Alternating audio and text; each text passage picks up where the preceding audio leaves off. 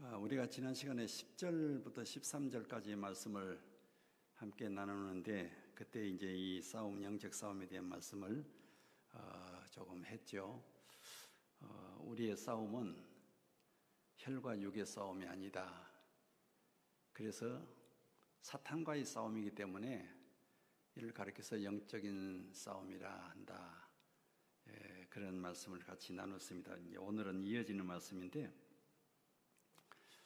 이 사탄 마귀와의 싸움이기 때문에 이것을 영적 싸움이라 하는데, 그러면 이 영적 싸움을 하는 데에 준비해야 할 것이 무엇이냐?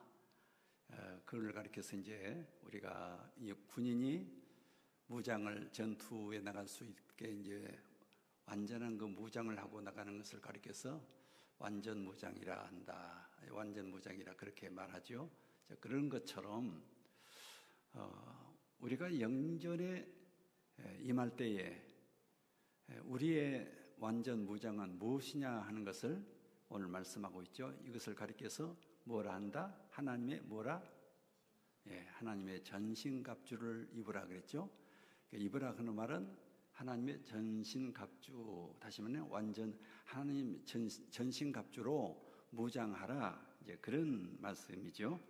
자, 그러면은 어떻게 하나님의 전신갑주로 무장을 할 것인가? 그것을 오늘 우리가 읽은 말씀에서 6가지로 말씀을 하고 있습니다. 조금만 낮춰 보세요. 볼륨을. 울리지 않는 게 좋겠습니다. 6가지로 그렇게 말씀을 하는데, 그 순서대로 6가지를 같이 차례로 나누겠습니다. 자, 첫째는 뭐라고 했어요? 진리로 허리띠를 띠라 그랬죠? 진리로 허리띠를 띠라. 14절 말씀에 그런즉 서서 진리로 너희 허리띠를 띠고, 그렇게 말씀을 하고 있습니다. 자, 여기서 이제 진리로 허리띠를 띠라. 허리띠가 나오죠. 이 허리띠가 뭔가요?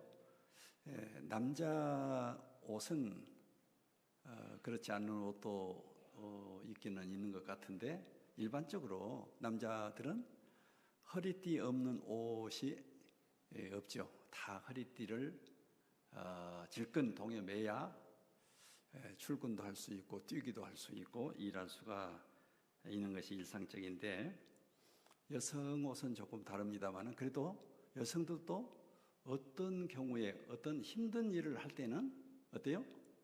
없는 허리띠도 갖다가 허리를 질끈 동에 매죠?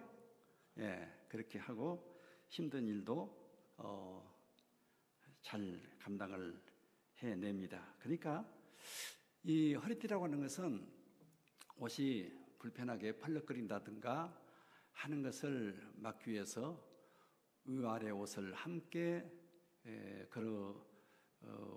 붙잡아서 잘 묶어 놓는 그런 역할을 하는 것이 이 허리띠인데, 그런데 이제 이런 그 허리띠의 역할을 하는 것을 진리라 그랬어요. 진리. 그래서 진리로 허리띠를 띠고, 그렇게 말씀을 하고 있죠.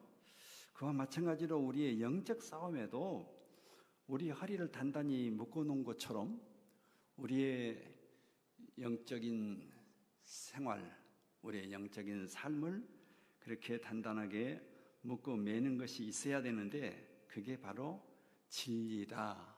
그렇게 말씀을 한 것이죠. 예수님께서 진리에 대한 말씀을 하실 때에 이런 말씀을 했어요. 겟세마네 동산에 올라가서 이제 내일은 십자가에 못 박혀 돌아가실 터인데, 그 저녁에 겟세마네 동산에 저들과 함께 올라가서 길다란 기도를 합니다. 요한복음 17장에 나오는 말씀인데, 17절 말씀에 이런 말씀이 있어요. 그들을 진리로 거룩하게 하옵소서. 아버지의 말씀은 진리이다. 자, 여기서 그들이라고 하는 것은 내가 이제 가지만은 남겨둬야 할 나의 사랑하는 성도.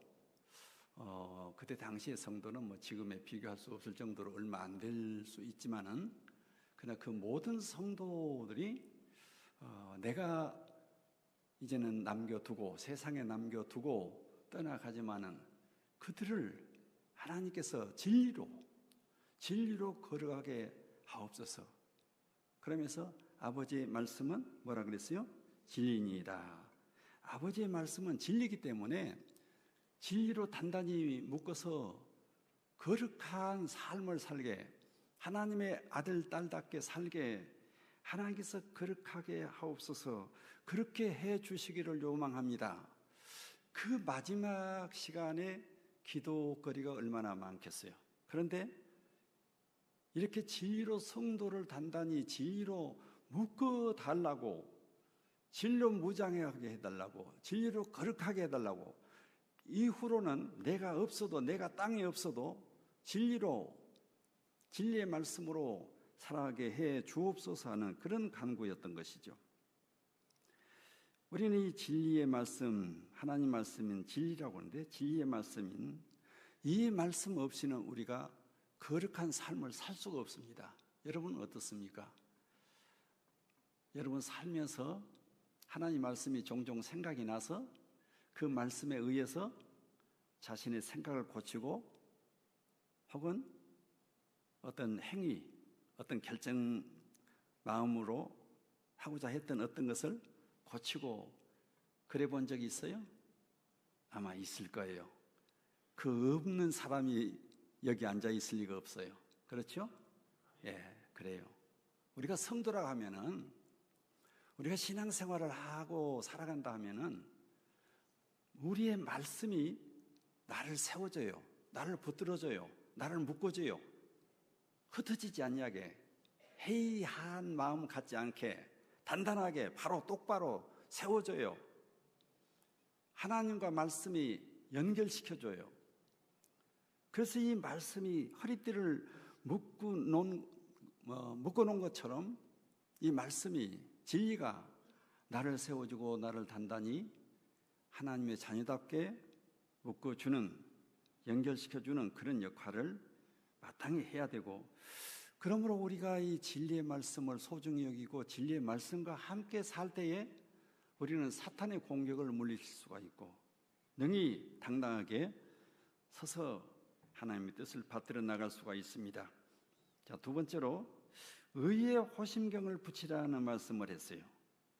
그 14절 하반절에 의의 호심경을 붙이고, 자, 이 호심경이라고 하는 것은 이 가슴을 보호하는 것이다, 이제 그런 말인데, 그런데 이 호심경이라고 하는 말의 원어는 도라카라고 하는 말인데, 이 헬라어로, 그리스어로 도라카라고 하는 말인데, 이 도라카라고 하는 말은 단순히 이 가슴만, 우리가 그 마음심자를 써서 호심자가 마음심자죠. 그래서 이제 가슴을 보호한다. 경자는 이제 거울 경자인데, 가슴을 보호한다는 이제 그런 의미를 번역을 사용하려는데, 이 도라카라고 하는 말은 실상은 가슴만 보호하는 것이 아니고 목을 보호하고 가슴을 보호하고 넓적다리, 허리를 보호하고 넓적다리를 보호하는, 그렇게, 그러니까 이 몸의 이 몸통을, 중간 부분에 몸통 전체를 보호하는 그런 의미가 이 도라카라고 하는 의미예요. 근데 우리 번역은 그것을 이제 호심경이라고 하니까, 가슴이, 그렇지, 우리 온몸 중에서 가슴이 제일 중요하니까 가슴 맞지 않기 위해서 보호하는 호심경, 그게 꼭 중요하지, 필요하지, 그렇게 생각하기가 쉬운데, 우리가 번역을 그렇게 해놨습니다만은 실상 도라카라고 하는 말은 우리의 몸통 전체를 보호하는 것이 도라카라, 그렇게 이해를 하면 좋겠습니다. 이 바울사도는 그 성도가 전해야 할 의를 여기다가 이제 연결을 시켜서요. 그래서 이제 이런 그 중요한 호심경 도라카의 의를 비유를 했어요. 우리가 이제 의라고 말할 때에 저 사람은 의롭다. 요새도 이제 의인이라고 하는 그 보도가 나오죠. 어떤 사람이 어떤 사람을 죽을 지경에서 건져내고 대신 자기가 빠져나오지를 못하고 죽는 경우, 요새도 덜어 우리나라에도 있죠. 그런데 그 사람을 가리켜서 의인이다. 그건 맞는 말이에요. 누가 감히 자기 생명과 바꿀 수가 있어요. 물론 내가 저 사람의 생명을 살려내면은 그동안에 나는 못 빠져나오고 나는 틀림없이 죽는다, 그렇게까지 계산하고 생각하고 거기에 뛰어들었을까? 그것은 아니라고 생각이죠. 그것은 그런 계산을 하지 않냐고, 당장에 저 위급한 사람을 건져내야 되겠다고 해서 건져내다가 결국은 자기는 희생당했다고 하는 것인데, 얼마나 그런 의로운 삶입니까? 의로운 결단이죠. 그런데 그런 그 도덕적인 의의도 소중하고 귀하지만은 그 의의가 아니죠. 예수 그리스도 안에서의 의의를 말합니다. 다시 말하면 하나님께서 아들 예수 그리스도를 통해서 우리에게 베푸신 구원의 의의를 말하는 것이죠. 그래서 이 의의를 도락하라는 말을, 그것을 비유로 들어서 이 그리스도의 의, 하나님의 의, 구원의 의를 연결시켜서 비유로 설명을 했다고 하는데, 우리가 대단한 의미가 있다는 것을 기억을 해야 됩니다. 이 의는 성도들이 그리스도 안에서 이제는 본받아서 우리가 그 의에 의해서 내가 구원받은 사람, 그렇다고 한다면은 우리 성도들이 삶이 어찌해야 할 것이냐, 도덕적인 의 정도에 머물러 있어서는 안 된다는 것이죠. 우리는 그리스도를 본받아서 사는 그 삶이 되어야 된다. 그런 의로운 삶이 되어야 된다고 하는 것이죠. 그래서 이 성도의 의로운 삶은 사탄의 유혹을 해도 사탄의 공격을 막아낼 수가 있고, 그것이 우리에게는, 세상 사람들에게는, 이 어두운 세상에는 빛을 발하는 빛이 돼야 돼요. 우리의 삶 자체가 빛이 돼야 된다는 것이죠. 어떤 사람이 그 소크라테스의 직제자가 수제자가 플라톤인데, 플라톤의 제자들은 죄가 있다, 이제 그렇게 조롱하고 비난을 했다고 해요. 이제 그 말을 들은 제자들이 흥분을 하니까 플라톤이 그럴 것 없다. 그래서 이제 스승을 쳐다보니까 그 다음에 스승이 하는 말이, 우리가 그 비난하는 사람들 앞에서 의롭게 살면 그가 하는 말이, 혹은 사람들이, 세상이 우리를 잘못 평가하는 것들이 그것이 거짓이고 그 진실이 아니라고 하는 것을 알게 될 것이 아니냐. 그 뒤에 흥분해서 항의를 한다거나 하는 것은 무의미한 것이다. 우리가 온전하자, 우리가 의롭게 살자. 그러면은 잘못 판단한 것을 오히려 그들이 잘못이라고 깨닫게 될 것이다. 역시 우리 그리스도인들도 그렇잖아요. 누가 우리를 비난하고 조롱하고 기독교를 멸시하는 그런 말들을 수도 없이 하죠. 그렇다고 해서 우리가 화를 내고 같이 대항을 하고 그러겠습니까? 우리가 빛을 발하자는 것이죠. 의의 빛을 발하자. 우리가 의롭게 살자는 거예요. 말 한마디 안 해도 우리는 의롭다, 우리는 대단한 사람들이다, 우리는 아주 좋은 사람들이다, 그런 말을 할 필요가 없이 그들이 깨닫게 하자. 우리 그렇게 살아가시길 바랍니다. 세 번째로 평안의 복음이 준비한 신을 신으라 그랬어요. 15절 말씀이죠. 평안의 복음이 준비한 것으로 신을 신고. 그 로마 제국 시대, 그러니까 여기 이제 병사들의 그 완전 무장이라고 하는 것은 당시 바울 당시에 로마 제국을 말하는 것입니다.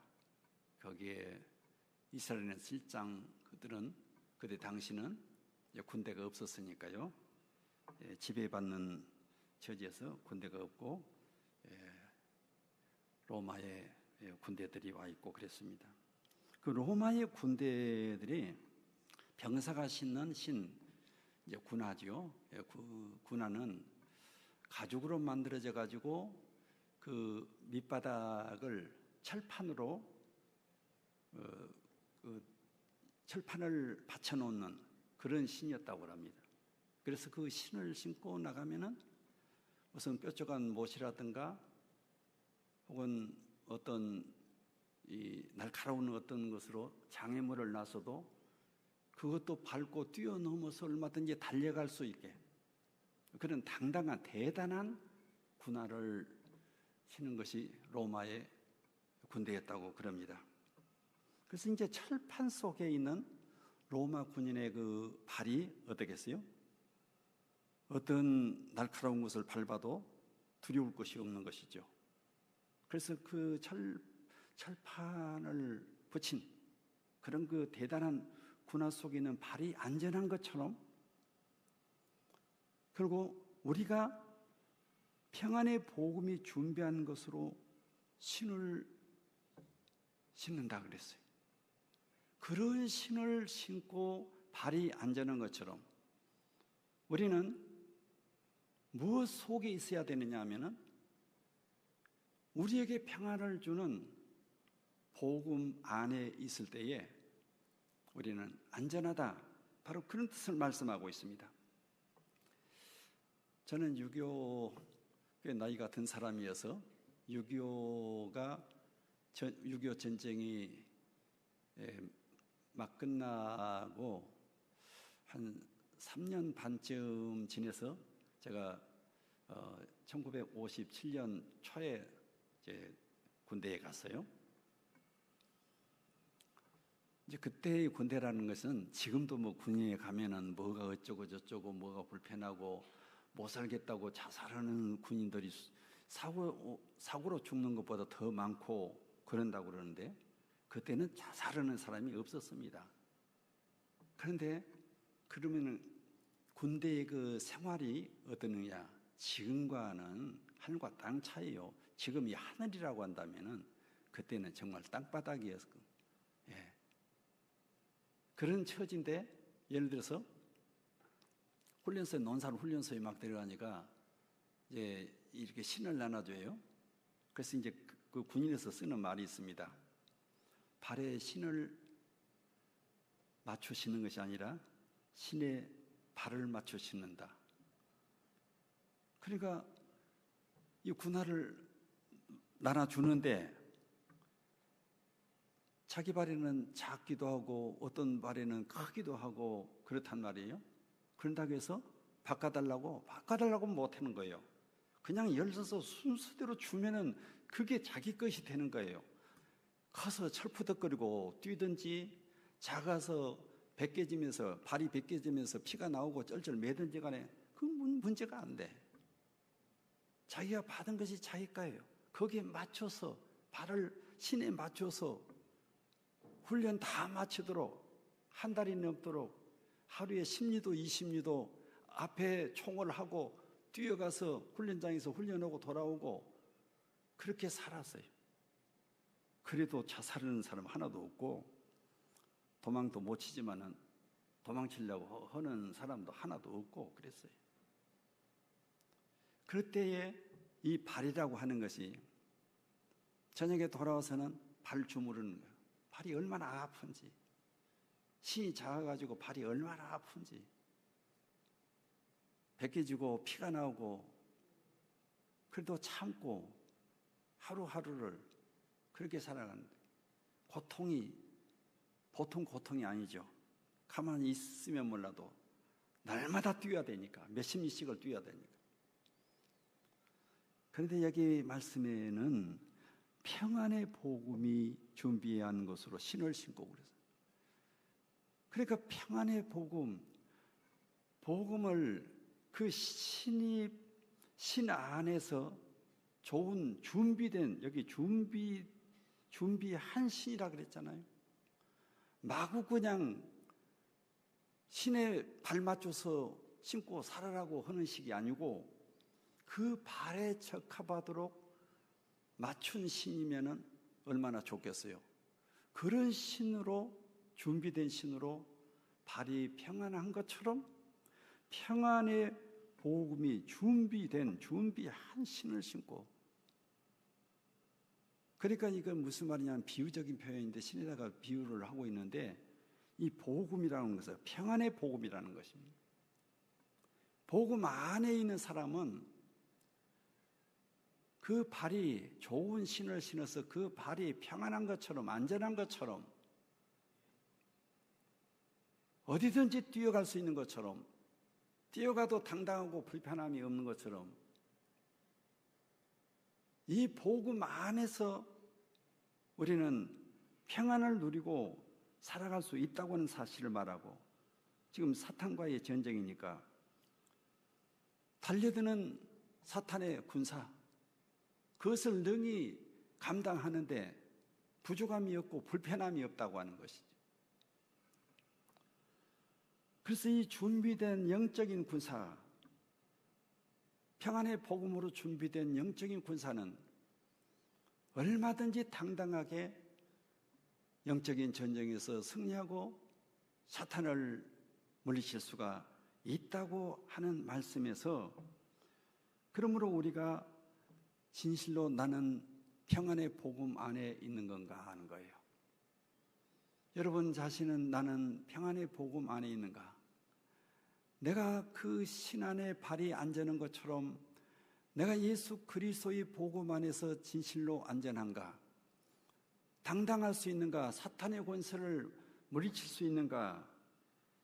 이것을 우리가 생각하면서 평안의 복음 안에 내가 똑바로 날마다 거해야 된다, 살아야 된다는 거죠. 그래서 여러분, 이 평안의 복음 안에서 평안을 누리고 사탄을 물리치고 살아가시기를 바랍니다. 네 번째로 믿음의 방패를 가지라 그랬어요. 16절 말씀 보면은 모든 것 위에 믿음의 방패를 가지고 이로써 능히 악한 자의 모든 불화살을 소멸하고. 자, 여기서 로마 시대 그 당시에 군대의 방패라고 하는 것은 창과 칼, 그때 당시에 무기라는 것이 별것이 없으니까 칼과 창을 방어하는 무기일 뿐만 아니라 또 하나 무서운 것이 있어요. 화살에다가 벌겋게 불을 달아가지고 쏘면은 마구 살적을 찍고 태워버리는 그런 무서운 화살이, 그 불화살을 방어하는 것이 사실은 칼과 창보다 더 중요한 문제예요. 그래서 이 불화살을 막기 위해서 이 방패를 만드는데 특별한 기술이 없으니까 나무로 방패를 만들어가지고 가죽으로 방패를 이렇게 둘러쌌다고 그래요. 그럼 이제 불화살이는 아주 좋겠죠? 불이 붙으면 잘 타겠죠? 나무와 가죽 얼마나 잘 타겠어요? 그러니까 그것을 방비하기 위해서 그 방패 자체를 물 속에다가 담가가지고, 그래서 물을 흡신 적시어 가지고 전열에 그것을 들고 서게 그렇게 했다고 합니다. 악한 자의 모든 불화살을 소멸한다 그러는데, 악한 자의 불화살은 그러면은 이 악한 자의 불화살로 영적인 차원에서 악한 자의 불화살은 뭘 말한 것일까? 물론 사탄이 교묘하게 미혹을 하는 그리고 공격하는 모든 것이 통틀어서 포함이 되겠죠. 물론 이제 그게 연결된 것이긴 하지만은 또 이제 우리 사람 입장에서 만일에 말입니다. 군인이 군대에 나가서 전쟁터에 임했는데 적군이 엄청나게 강하다고 생각을 할 때에 가슴이 쫄리고 약해지고 두렵고 떨려서 전쟁할 의욕이 생기지 않는, 용기가 나지 않냐는, 그런다면은 그 전쟁에 보나만 하죠. 해에 보나만 하죠. 그는 백패할 수밖에 없죠. 백전백패할 수밖에 없죠. 그와 마찬가지로 우리가 사탄 앞에서 사탄의 교묘한 여러 가지 모든 미혹을 통해서 공격하지만 또한 그러면 나 자신이 병사로서, 영적인 병사로서 나 자신은 어찌할 것이냐는 것이, 내 마음이 불안하고 초조하고 두렵고 한다면은 사탄 앞에 어떻게 맞설 수가 있겠어요? 그러므로 여기에 중요한 것이 뭐예요? 믿음의 방패를 가지라. 믿음이 방패다는 것이죠. 너희 믿음이 방패다는 거예요. 그러므로 믿음의 방패를 가지는, 믿음이 방패처럼 앞에 당당하게 세워져야 하는데 믿음을 내놔야 돼. 사탄 앞에 내 믿음을 자랑해야 된단 말이에요. 자, 봐라. 내 믿음이 어떤 믿음이지 않느냐. 당당하게 사탄 앞에 그럴 수 있어야 된다는 것이죠. 여러분, 사탄 앞에서 믿음은 겸손할 필요가 없습니다. 아이, 저는 좀, 별로 제 신앙은 볼 것이 없어요. 예, 조금, 별것 없는 신앙을 갖고 있습니다. 그러지 말라는 거예요. 예수 그리스도의 피를 믿는, 나를 위해서 피 흘려주신 예수 그리스도의 피를 믿는 당당한 신앙을 가지고 사탄 앞에 서야 된다는 거죠. 그게 우리의 방패라는 것이죠.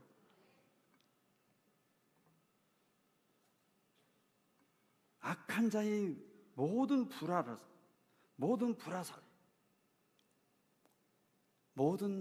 불화살이라 그러는데, 그러면은 글쎄 모르겠어요. 불화살도 여러 가지인가? 그런 생각도 들어가고, 어쨌든 간에 사탄의 모든 계략, 그 모든 것을 통틀어서 하는 말인데, 어쨌든 간에 그런 모든 것을, 우리의 의심과 우리의 불안함, 두려움, 이런 것들을 우리의 강한, 담대한 믿음의 방패를 가지고 그것들을 무너뜨리고 나가서 승리를 해야 됩니다. 병사가 전투장에서 사탄 앞에서 믿음 없이 두려워하지 말고 승리해야 되는 것은, 이것은 우리 하나님께서 내가 너를 그걸 보고 싶다고 하는 거예요. 그것을 지켜보신 하나님께서 너의 당당함을 보고 싶다는 거예요. 그게 하나님께 영광 돌리는 것이죠.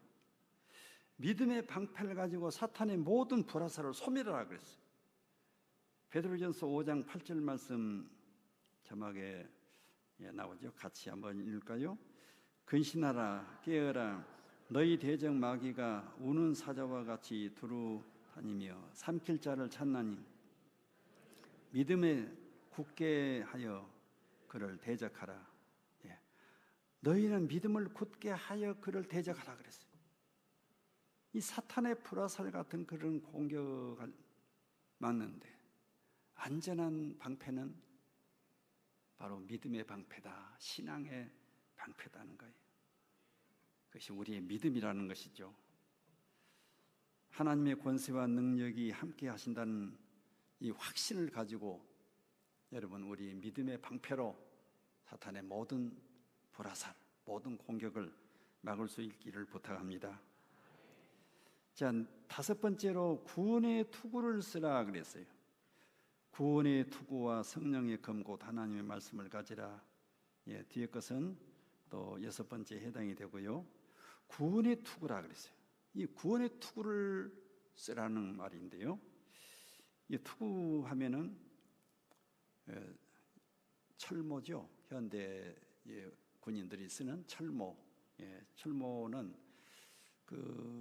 이 철모에 총탄이 맞아도 정면으로 맞지 않고 살짝만 조금만 빗맞아도 그냥 빗끌려서 지나간다고 그럽니다. 이 정면으로 이 한가운데 정면으로 맞히면은 이제 뚫어지기는 한데 그래도 많이 머리는 보호가 되죠. 그렇게 중요한 것인데 그 이제 우리의 머리를 보호하는 것이 철모 혹은 투구라고 한다면은 구원의 투구가 바로 그거라는 거죠. 철모, 투구와 같은 역할을 하는 것이 그렇게 보호하는 것이 방어하는 것이 바로 이게 우리의 구원이다. 이제 그렇게 표현을 하고 있는데 머리를 보호하는 투구의 구원을 비유했다고 하는 것은 영적인 안전에서 뭐가 그렇게 중요한 것이냐 하면은 이 구원이라고 하는 것을 말했죠. 그래서 구원 밖에 있는 것과 구원 안에 있는 것은 마치 철모 밖에 있는 머리와 철모 안에 있는 머리를 비교할 수 있는 것처럼 정반대, 정다르다라고 하는 것을 말합니다.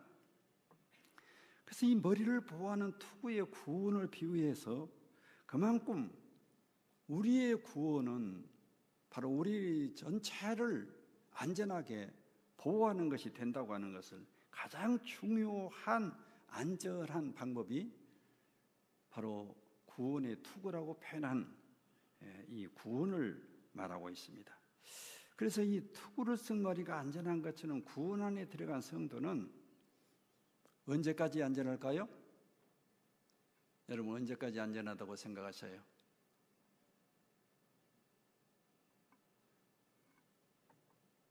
이 구원 안에 있으면은 날마다 안전합니다. 날마다가 계속돼서 언제까지요? 우리가 눈 감을 때까지, 주님 만날 때까지. 그래서 우리는 나의 구원은 진실한가? 나의 구원은 안전한가? 내가 지금 구원의 주님 안에 있는가? 항상 우리 자신을 살펴야 됩니다. 그런데 이런 경우가 있어요. 나는 구원 받았다. 신앙 고백을 하고 또 당신은 그 구원파에서 많이 그렇게 했습니다. 구원이 뭔지를 모르고 이제 우리 기성교회에서도 신앙생활을 해가다가 당신 구원 받았습니까? 근데 그게 우리 기성교회에 문제점이 있었어요. 지금은 많이 달라졌습니다만은 우리가 청년 때만도 그랬습니다. 당신 구원 받았습니까? 그러면은 뭐뭐 못하고 대답을 못하고 구원 받으려고 합니다. 그렇게 대답하든가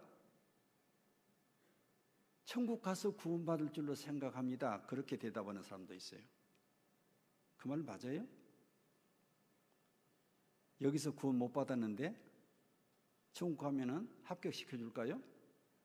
지금 합격되어 가지고 살아야 천국에 막지 않고 천국 문을 활짝 열어주지요. 그래 천국 가서 구원받겠다고. 그건 아니죠. 그래서 구원파에서 설명을 해주고 나서 따라서 하라고요. 나는 구원받았다고 그렇게 고백하게 외치게 만들어줍니다. 우리는 예수 그리스도로 말미암아 내 믿음에 의해서 구원받은 것이 사실이에요. 그런데 이것을 항상 점검해야 돼요. 내 팽개침 두고 지내면 안 됩니다. 나는 구원받았으니까 이제는 됐다. 심지어는 한 번 구원 받았으니까 죄를 지어도 괜찮고 뭘 해도 괜찮고 그런 식으로 또 생각을 하면 안 돼요. 날마다 점검을 하고 반성을 하고 내가 잘못됐으면 구원받아 작게 구원받은 자로서의 합당하게 내 삶이 구원받은 자로서의 모습인가? 우리 주님께서 어떻게 보실 건가? 점검하고 그래서 회개하고 고백하고 그럴 필요가 있어요. 이 구원의 투구 안에, 다시 말하면 구원 안에 있는 사람은 안전한데 그 안전은 내쳐놔두는 무관심하던가 무책임하게 구원을 생각하지 말고 항상 우리는 나를 구원받은 사실에서 감사하고 구원받은 사람으로서의 삶을 살아가야 된다는 것입니다. 그래서 여러분, 사탄이 공격을 해도 구원받은 사람으로서 천국에 소망을 두고 날마다 사시기를 바랍니다. 자, 지금까지 5가지는 이 방어하는 무기, 방어하는 이 무장에 대한 말씀을 했는데 이제 하나, 6번째로 성령의 검을 가지라 그랬어요. 성령의 검 뭐라고 그랬어요? 곧 하나님의 말씀을 가지라 그랬어요. 예, 이것은 지금까지는 이제 방어하는 무기인데 이것은 무슨 무기예요? 유일하게 공격 무기입니다. 예, 상대편을 방어만 하고 들어오는 공격을 들어오는 것을 자기를 보호하기 위해서 방어만 하고 이렇게만 있는 것이 아니라 이제는 나가서 공격하는 무기가 바로 이 성령의 검, 곧 하나님의 말씀을 가지라 그렇게 말씀했는데 히브리서 4장 12절 말씀 자막에 나올 거예요. 같이 읽읍시다.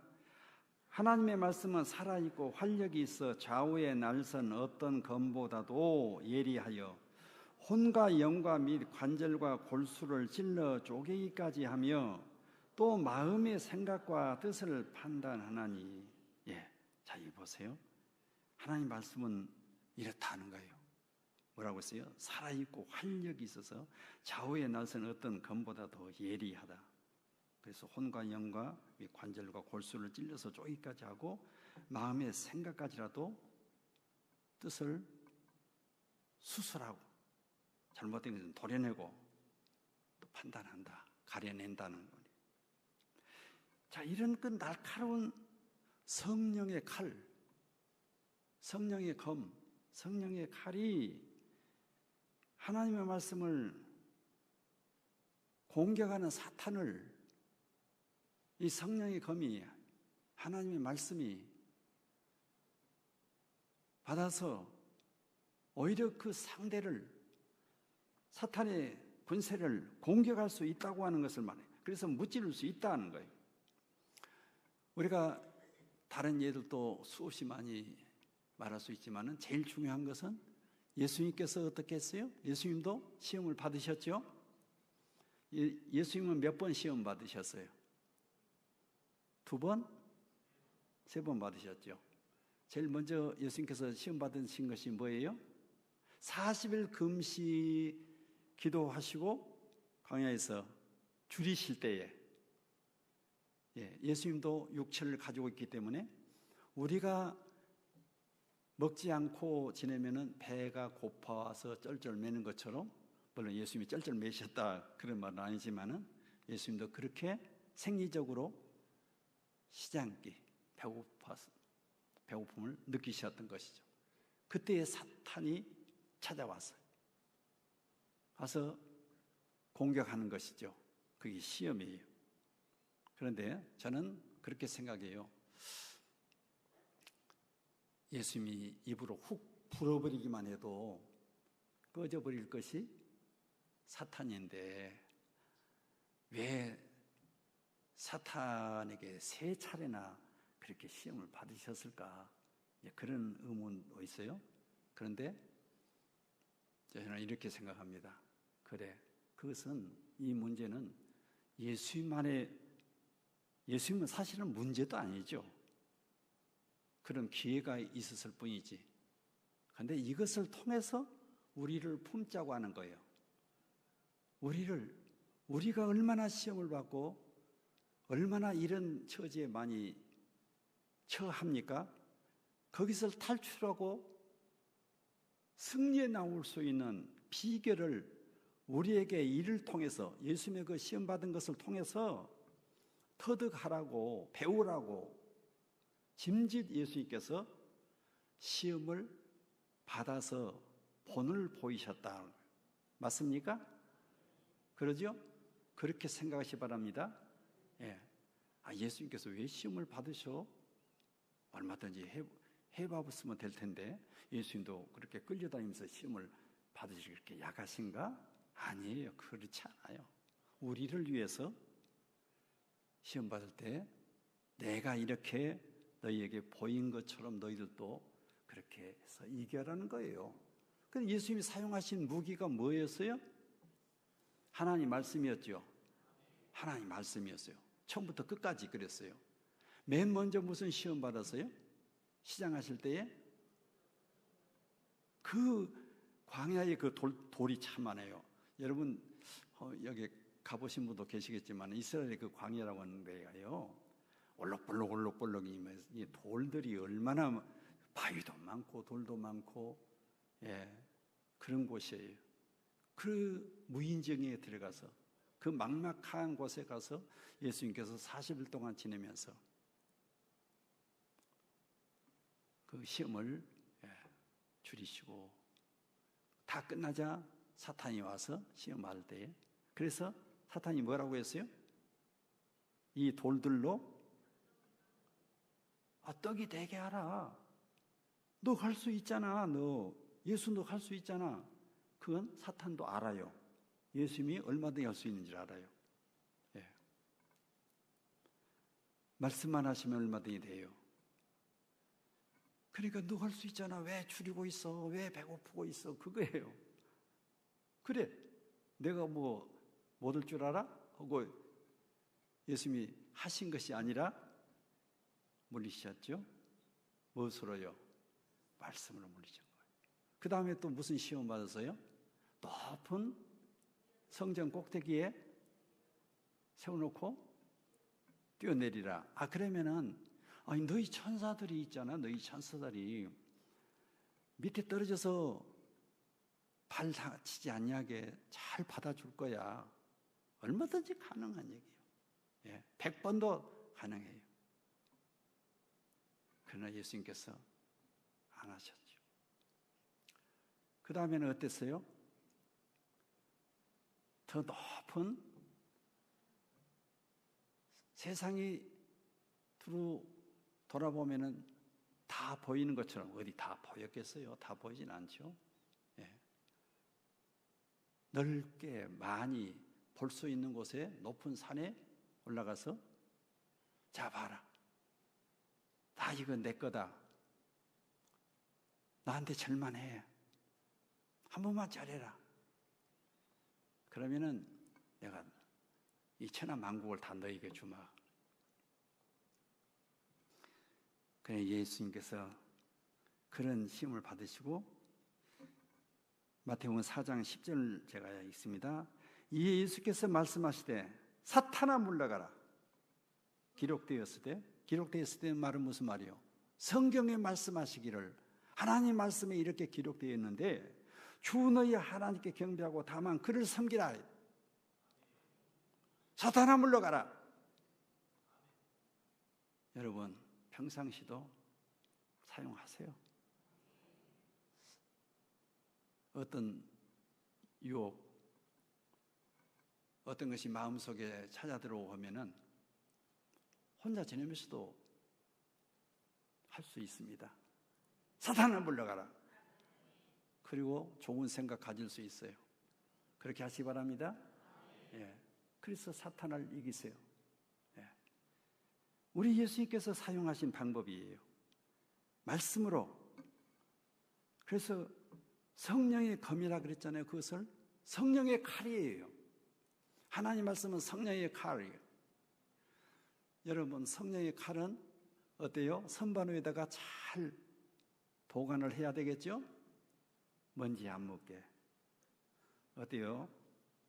여러분, 주일날 올 때 이렇게 오고 성경하고 나오십니까? 그런 분은 없어요? 근데 그것도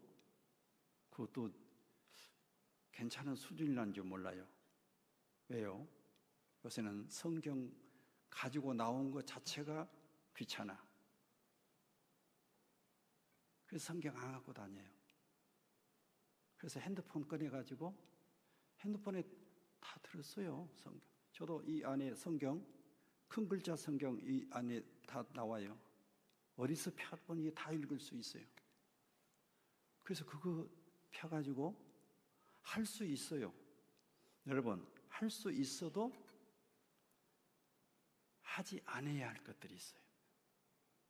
할 수 있다고 해서 다 합니까? 제발 성경 찬송은 교회 나올 때에 성경 찬송 가지고 나오시기 바랍니다. 성경 찬송도 안 가지고 나온다? 성경이요, 반드시 봐야 돼요. 근데 성경이 얼마나 좋은 것이냐면은, 긴 얘기 못 하겠는데, 제가 30대 초년 때에 30대 초에 수원 서동교에서 목회를 할 때인데요. 부임해서 얼마 안 됐을 때에 그 전부터 어느 남자가, 동네 남자, 교인은 아니었대요, 본래가. 근데 그 귀신이 들렸다고 그래요. 그 이제 교회 권사님, 집사님들이, 여집사님이 주로 7, 8명이 가서 그렇게 이제 가끔 예배하고 찬송하고 그렇게 했던 것 같아요. 목사는 목사인데 이 경험이 전혀 없는 거예요. 그 귀신 들리었다고 하는 것 앞에 처음 가봤어요. 그 이제 목사가 갔으니까 제가 이제 인도를 한 거예요. 근데 열심히 찬송을 부르고 있는데 그 이제 맨 안에다가 넣어놓고 문 쪽에는 이제 교인들이 딱 가로막고 이제 못 나가게 그러고 하고 있는데, 화장실 간다고 말은 한마디도 안 하면서 흉내만 내면서 화장실 갔으니까 비켜달라고 자꾸 손으로 이렇게 해요. 근데 그냥 그래도 나가면 또 나가지는데 자꾸 비켜달라고 하더라고요. 그래서 참 제가 이렇게 찬송을 부르다 보니까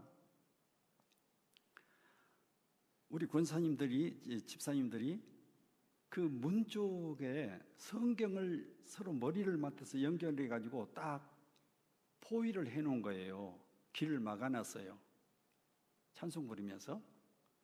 그러니까 그 사람이 이렇게 비켜달라고 한 것이 사람 비켜달라고 한 말이 아니고 성경을 비켜달라고 하는 거예요. 성경이 이렇게 권세가 있는 책입니다. 귀신도 그걸 밟고 발로 툭 차고 못 가는 것이 성경입니다. 하물며 그 성경을 일주일 내내 먼지 묻게 올려놓고 잘 보관하고 있다가 가지고 나오지 말고 일주일 내내 성경을 보면은 어떨까요? 얼마나 기뻐할까요? 우리 하나님 기뻐하시겠죠? 우리 자신이 얼마나 능력 있겠어요? 얼마나 권세 있겠어요? 사탄 앞에서 우리가 병사들이니까. 그러겠죠? 우리 그렇게 하시기 바랍니다. 성령의 검은 사용하라는 것이지 잘 보관하라는 것이 아니거든요. 보관하는 것도 잘하는 것이요. 내팽개치지 말고 보관하는 거 잘하는 건데, 기왕이면은 펴서 읽기 바랍니다.